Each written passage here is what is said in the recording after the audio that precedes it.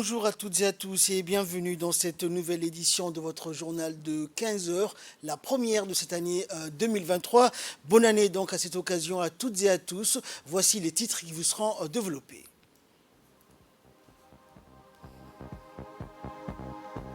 Le président de la République a formé des vœux de succès et de réussite à l'ensemble de ses compatriotes dans son message traditionnel à la nation.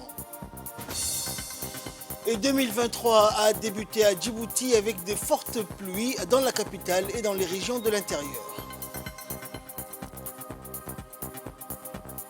Et l'année 2023 a été accueillie comme il se doit à travers le monde. Les célébrations du Nouvel An à travers le monde, c'est dans cette édition.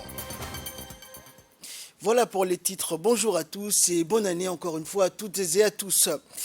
Et comme à l'accoutumée, le président de la République, Ismaël Omar Guelleh, a adressé donc son traditionnel message à la nation à l'occasion du Nouvel An 2023.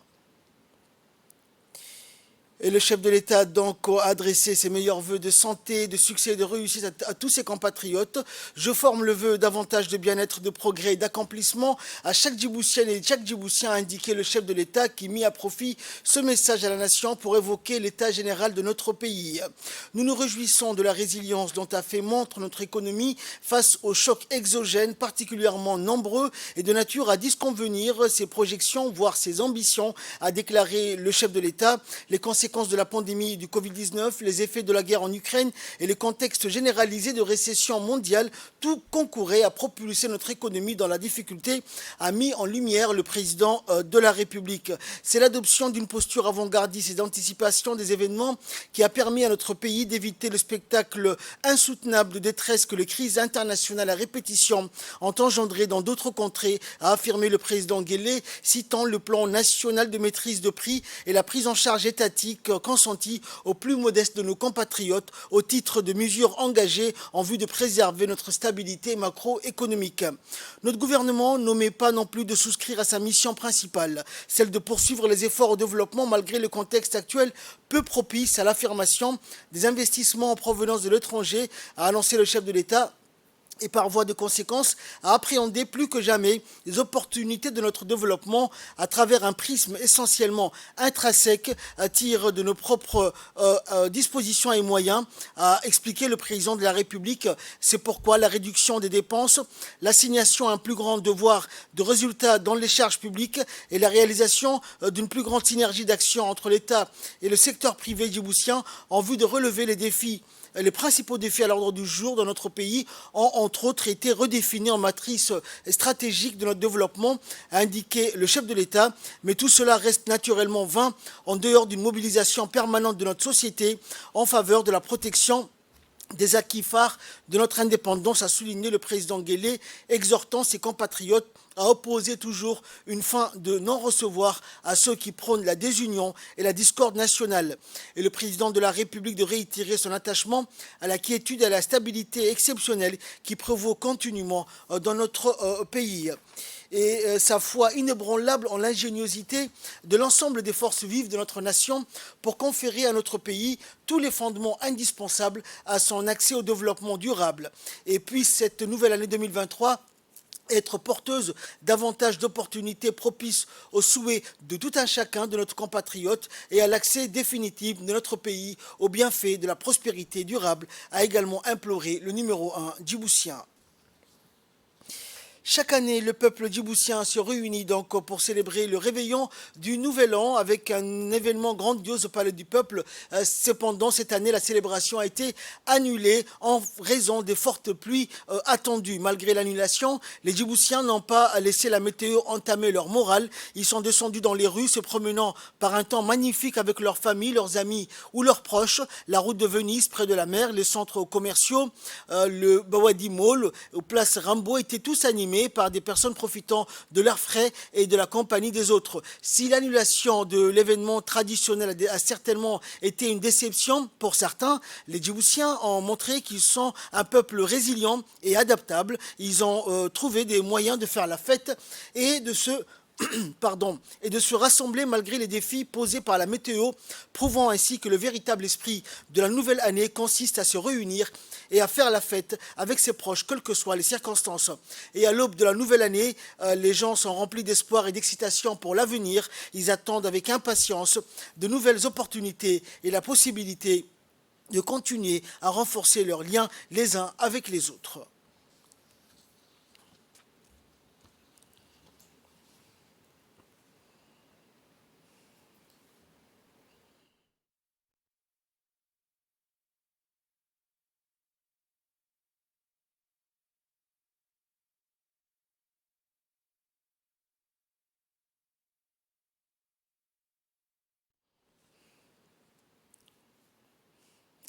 Et à l'instar de la République de Djibouti, le monde a également accueilli cette nouvelle année comme il se devait. Les New-Yorkais ont bravé les températures glaciales pour assister au traditionnel lâcher de ballon à minuit sur Times Square.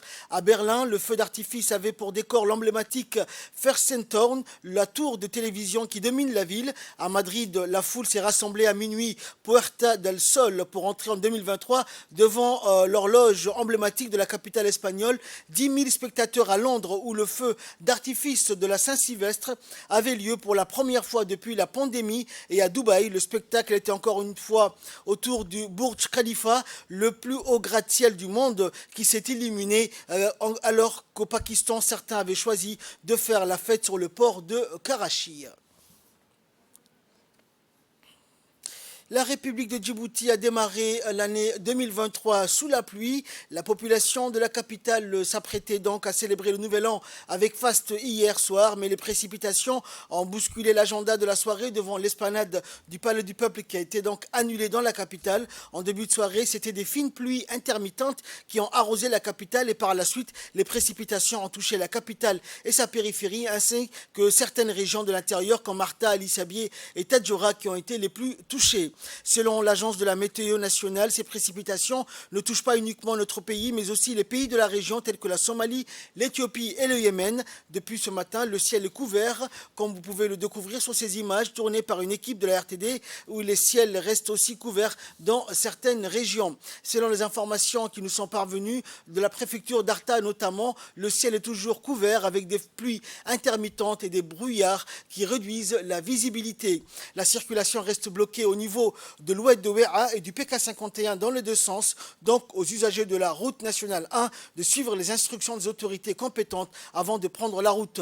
L'oued, le barrage de l'amitié de la région d'Arta a dépassé les 14 millions de mètres cubes d'eau pour la première fois et actuellement les déversoirs sont utilisés pour soulager le barrage. Pour Ali Sabié, la route est à un coût donc à haut niveau de l'oued Hambouctou. Les prévisions météorologiques indiquent toujours une persistance d'un temps nuageux avec forte probabilité des averses à caractère orageux sur les zones côtières et les reliefs de l'intérieur du pays. Et devant le risque d'évolution de la situation météorologique, nous allons vous informer donc de nouvelles évolutions au fur et à mesure concernant ces précipitations. Et après une forte précipitation de la pluie dans la soirée d'hier à aujourd'hui, ce matin, l'équipe de l'assainissement était tout mobilisée donc partout dans la capitale concernant l'évacuation de l'eau des eaux pluviales. Les pluies diluviennes qui ont touché la capitale ce matin ont laissé plusieurs grands axes routiers de la capitale en difficulté avec l'augmentation des eaux au niveau de la route. À cet effet, l'ONEAD a dépêché une équipe de l'assainissement à plusieurs axes routiers de la capitale pour évacuer les eaux pluviales qui empêchaient la circulation. Avec tous leurs moyens et dispositifs, l'équipe de l'assainissement a travaillé d'arrache-pied pour rendre la situation efficace et plus fluide. D'ailleurs, la police nationale a été aussitôt mobilisée ce matin pour l'évacuation des eaux pluviales à plusieurs niveaux de la capitale. Avec l'annonce de la météo de pluie diluvienne durant la semaine, l'ONEAD reste toujours mobilisée.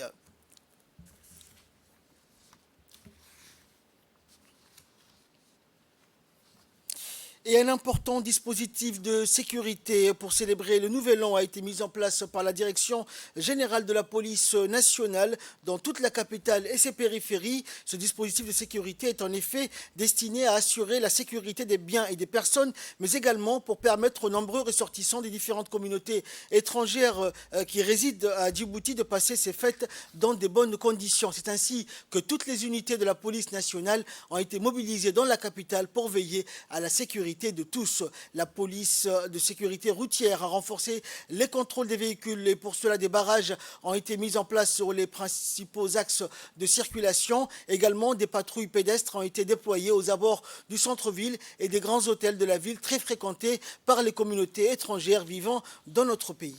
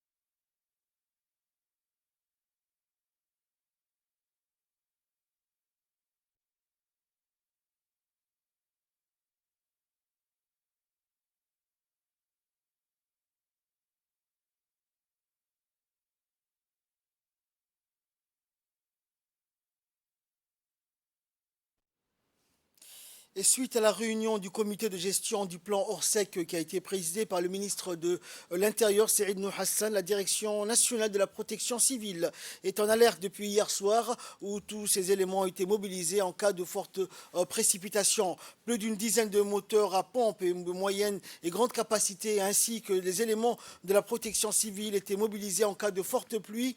Ainsi, le haut commandement de la protection civile, les officiers et troupes de rang étaient de garde toute la nuit afin d'anticiper ainsi d'éviter les inondations. Rappelons que les inondations et les pluies diluviennes engendrées par les changements climatiques que connaît la République de Djibouti ces dernières années constituent les défis majeurs auxquels notre gouvernement doit faire face pour secourir les populations vulnérables touchées par ces intempéries. Des pluies intermittentes se sont également abattues dans la région d'Arta depuis hier soir au niveau de toute la circonscription. Des averses importantes sont tombées dès 1 h du matin sur Artaville, Ouéa et les localités périphériques comme Omar Djaga, Karta et PK51 où l'Oued coule depuis ce matin. Le pont du PK51, celui de Ouéa sont débordés par le cru de l'Oued, causant quelques dégradations de la route nationale 1, bloquant ainsi la circulation dans les deux sens. Un fort brouillard également perturbe la circulation vers Artaville. Concernant le niveau des eaux au barrage de l'Amitié au PK30 est très important, mais aucun risque à signaler pour le moment. À cette occasion, la préfecture d'Arta informe les usagers automobilistes de la route nationale 1 venant notamment d'Ali Sabié de Dikil et au départ de Djibouti et les usagers venant de Tadjoura et d'Obok depuis la route nationale 9 sont bloqués en raison des crues au niveau de WA Pékin 51 et Karta dans les deux sens.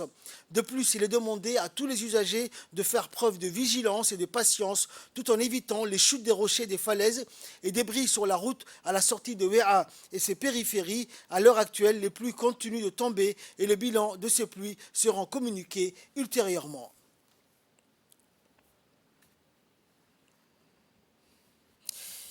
Et en étroite collaboration avec les autorités locales, le bureau régional de l'ONG Ar-Rahma international de l'État du Koweït à Djibouti a organisé hier environ 150 paniers alimentaires à des familles vulnérables de la localité de Galamou dans la région de Dikil au sud du pays. Cette aide humanitaire s'inscrit dans le cadre de programmes et projets caritatifs de l'ONG Ar-Rahma à travers lesquels elle vise à soulager les souffrances des segments vulnérables de la société, en particulier les habitants des zones reculées. La cérémonie de distribution a eu lieu en présence du préfet de la région, Aden Moussa, et du président du conseil régional, Mahad Hussein, ainsi que du chef du projet auprès de l'ONG Ar-Rahma à Djibouti et du superviseur du projet. Les représentants des familles bénéficiant de cette aide composée de riz, de sucre, de farine ainsi que d'huile de cuisson ont exprimé leur grande satisfaction de recevoir ces denrées alimentaires et ont également exprimé leur remerciement et leur appréciation au bureau régional de l'ONG Ar-Rahma et aux donateurs de l'État du Koweït pour ce geste fort louable. Il est à noter que cette initiative financée par des bienfaiteurs de l'État frère du Koweït vient également en complément du plan du bureau dans tous les axes d'intérêt des citoyens djiboutiens qui touchent les domaines de la santé, de l'éducation et du social, ainsi que des secours. Nous leur disons un grand merci, alhamdulillah, jazakumullah wal khair, à tout le monde et à tous, Inch'Allah. Salam alaikum wa rahmatullahi wa barakatuh. En nouvelles du monde, à présent de Lagos à Yobourg, l'Afrique rend hommage à Pelé. Le roi Pelé est mort jeudi dernier et sera inhumé en début de semaine donc au Brésil. En attendant, le monde entier pleure l'icône, en particulier en Afrique où Edson Arantes do Nascimento jouait d'une forte cote de popularité. La légende afro-brésilienne a toujours fait la fierté du continent. À l'autre bout du continent, autour des terrains délabrés de Township de Sekobang à Johannesburg, l'émotion est également palpable et les dribbles chaloupés sur la pelouse rappellent forcément les images noires et blanches de la panthère brésilienne. Ancien milieu de terrain des Bafana Bafana, Peter Fire, lui aussi son admiration donc invétérée pour Pelé, de Kylian Mbappé, aujourd'hui à la prochaine pépite sur le terrain d'Afrique du monde entier. On continuera pendant des années à voir le nouveau Pelé derrière chaque dribble et chaque but. Et enfin, en Afghanistan, l'ONU maintient son aide humanitaire inconditionnelle. L'interdiction du travail des femmes dans les ONG en Afghanistan avait soulevé des craintes sur le maintien des aides humanitaires dans ce pays pauvre, dont la population risque la famine. Mais les aides de l'ONU ne peuvent pas être conditionnées, a tenu à réaffirmer l'agence dans un point de presse. Les talibans viennent d'interdire aux femmes et aux filles de poursuivre des études universitaires et de travailler dans des ONG nationales ou internationales. Le G7, le Conseil de sécurité et le secrétaire général de l'ONU ont exigé que Kaboul revienne de toute urgence sur ces restrictions irresponsables et dangereuses. L'agence souhaite maintenir le dialogue avec les talibans afin de parvenir à une résolution pacifique du conflit. C'est la fin de cette édition. Merci à vous de nous avoir suivis. Bonne année 2023 à toutes et à tous et excellent suite de programme sur Télé Djibouti.